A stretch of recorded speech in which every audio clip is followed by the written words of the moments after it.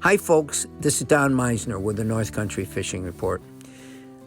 For a long time, a constant guest on my radio show was Russ Eddy. He would come in and do shows with me, and Russ always brought something special that maybe I couldn't bring. But over the last period of time since COVID, and especially over this last winter, Rust has been a supervisor directing affairs up at Titus Mountain for all the kids coming from all over Canada and our part of the U.S. to ski. And so he's been extraordinarily busy, and there's a lot of challenges to that. He says it's never easy. Some days are wonderful like anything else, and some days you got lots of problems. But he called me yesterday, and he said, I wanted to talk to you because my thoughts, my very emotional well-being seems to be hinging on all the ways that I can re-immerse myself into dreams and thoughts of fishing.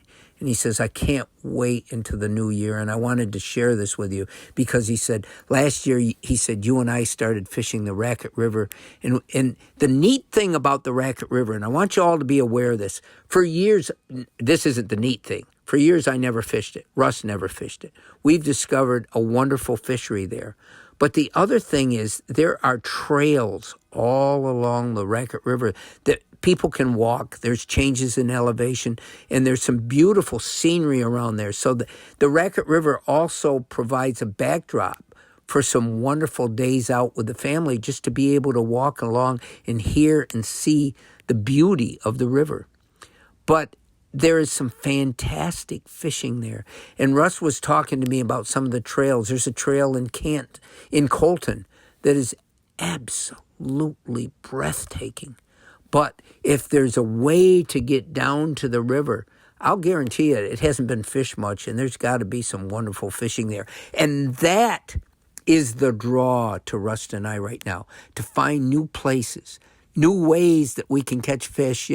We're surrounded by water in our area. It's a blessing to us that we take for granted, but we have this incredible water resource.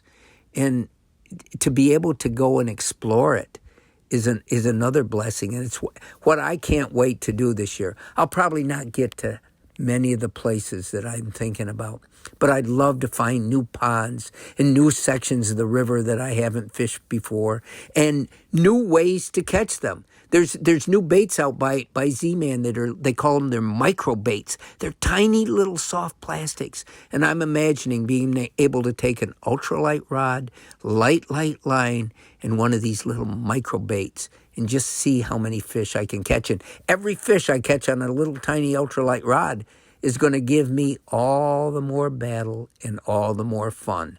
And that's why I go fishing.